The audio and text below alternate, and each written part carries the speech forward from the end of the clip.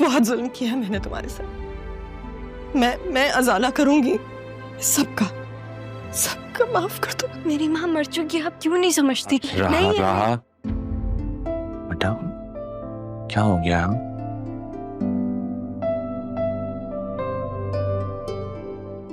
आप ही तुम्हारी माँ है, वो उनसे गलती हो गई, वो इंसानों से ही गलतियां होती है ना। क्या गलती हुई?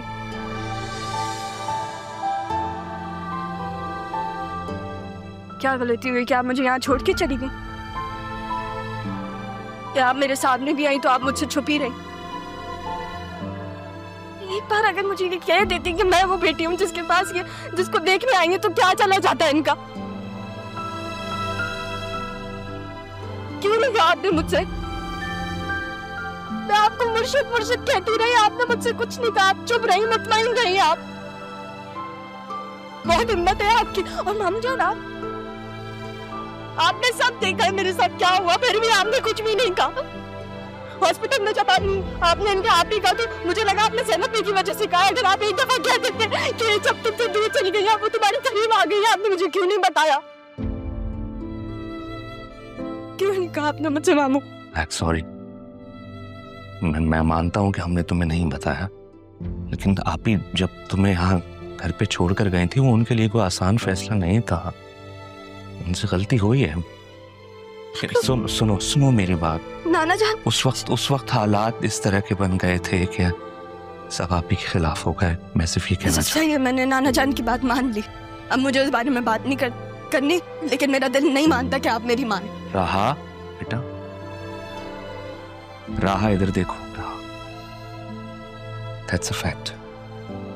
आप ही मेरी बहन है और तुम्हारी माँ है, दैट इज अ फैक्ट। तो आप लोग यहाँ क्यों आए हैं? मुझे बताने के लिए क्यों आए हैं? मैं किसको यकीन करवाने आए हैं आप लोग? मैं अगर अपना दुख खुद सह सकती हूँ तो मुझे नहीं समझना किसी और का दुख। तुम्हारे मामू है राहा। ठीक है आप ही तुम दिल हल्का कर लो, तुम्हें जो कहना है कहो। मैं लौटा दूंगी ना नाना जान का एहसान, मैं कर तो रही हूँ सजीवन से शादी, अपनी पूरी जिंदगी गंवा के रही हूँ। और क्या चाहते हैं आप लोग? क्या चाहते हैं आप लोग मुझसे? रुको राहा, इसको रोको ना। दे आप ही कुछ नहीं करेगी वो, प्लीज। बच्ची है वो, आप तो बड़ी हैं, आप समझदार हैं, प्लीज। मैं इसे कुछ भी बताना नहीं चाहती, मुझे पता था ये नहीं सह पाएगी। मैं अपना दुख किसके साथ शेयर करूं? मुझसे शेयर करें, मैं हूं आपके साथ, मैं सुनूंगा आपकी बातें। सुने आप ही समझ जाएगी, वो समझ जाएगी, ठीक हो जाएगी। उसको थोड़ा सा वक्त है, थोड़ी स्पेस दे। पापा नहीं रहे, मैं हूं,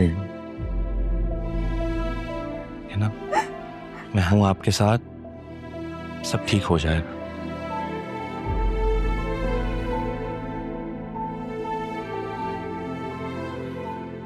मुझे सितारा का यहाँ आना खटका था, लेकिन मैंने तुमसे तस्करा इसलिए नहीं किया कि तुम परेशान हो जाओगी।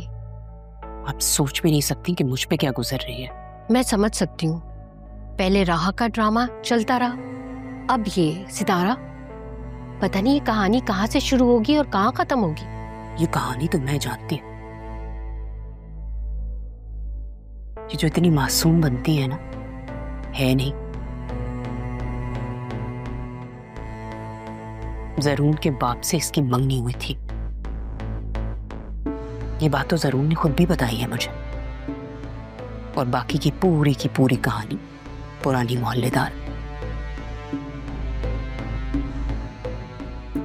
जब ये घर से गई तो सास चल बसी, अब ये वापस आई तो ससुर चल बसे। कहाँ गई, किसके साथ इतना अरसा रही, कुछ किसी को नहीं पता। पुराने लोग, पुराना काम, सब कुछ छोड़ छाड़ के नया कारोबार इससे शुरू किया। तौबा है, चेहरा देखो और हरकतें देखो। अदील तो मुझसे बात ही नहीं कर रहा ठीक से। जब से आई है इसके पैरों में बैठ के आप ही कर रहा है। उसको ये तक एहसास नहीं कि उसकी बीवी के दिल पे क्या गुजर रही है। अच्छा, अब तो ये राहा बहुत खुश होगी। नाना गए और माँ मिल गई। खुशी का तो मुझे पता नहीं है खाला। हाँ, मेरी तरह उसको भी अफसोस जरूर होगा जैसे मैं बेखबर थी वैसे ही वो भी। अब तुम इस बात को दिल पे नहीं लगाना। पहले शोर मचता था कि राह अकेली है, उसका कोई नहीं है, तो अब तो माँ मिल गई है ना, तो जाए जहां उसकी माँ है। मैं चाहूं भी तो उसे जाने नहीं दूंगी। हमारे ससुर भी तो जाते जाते कारनामा करके चले गए हैं। ऐसा क्या कर गए वो अब? जरूर की और राह की बात पक्की है, जो मैं किसी भी सूरत में नहीं होने दूंगी।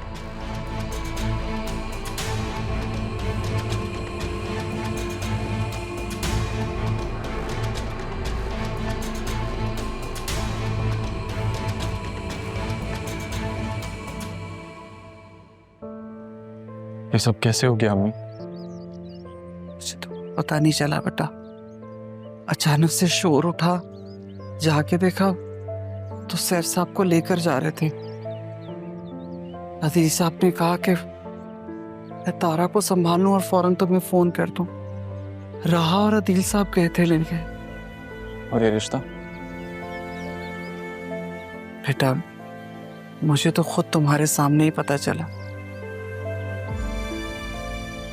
तारा से मेरी इस बारे में कोई बात नहीं हुई,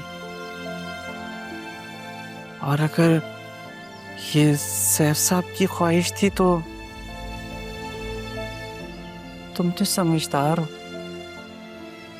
तुम्हें एक ना एक दिन तो अपनी एक तरफा मोहब्बत से दस्तबरदार होना था।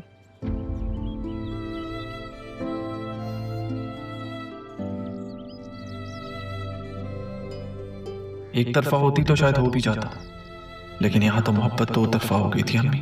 अब आपको कैसे बताऊं? ऐसे भी राहा मुझे कसूरवार मानती है अरमान। उसे लगता है सारी गलती मेरी थी। मेरी पोस्टिंग हो गई अम्मी, लेकिन सरकारी घर मिलने में कुछ वक्त लगेगा। तब तक हम किराए के घर पे रह लेंगे, लेकिन यहाँ से जाने का वक्त हो गया। नहीं नहीं अरमान, मैं तारा को इस हालत में छोड़कर कैसे जा सकती हूँ? इस वक्त सबसे ज्यादा उसे हमारी जरूरत है। एक ना एक दिन जाना तो था ही अम्मी। इससे पहले कोई और हमें जाने का कहे, हमें चले जाना चाहिए। कैसी बातें कर रहे हो बेटा? क्यों कोई हमें यहाँ से जाने का कहेगा? हम दोनों ने एक जिंदगी जी है यहाँ पर। अब वक्त आ गया है कि आप एक ऐसी जिंदगी जिए जो आपके हक के लिए बेहतर हो। आसमान, जाना तो होगा, ये बात तय है।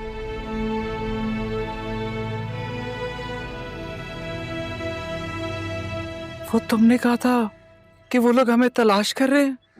हमें नहीं, आपको। मेरा तो शायद उन्हें पता ही नहीं। नहीं, वो जानते थे कि वो सब जानते थे। जब उन्होंने मुझे घर से निकाला था, उन्हें पता था मैं मां बनने वाली हूं। तो उन्हें इस बात का तो अंदाजा होगा ना कि मेरी औलाद मेरे ही पास होगी।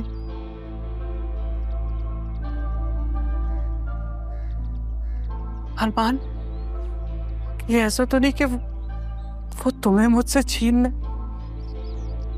या नहीं जी पाऊंगी बेटा तुम्हारे बगैर। मैं कोई खिलौना नहीं हूं अम्मी, ना ही कोई छोटा बच्चा जो मुझे कोई अपनी माँ से छीनेगा।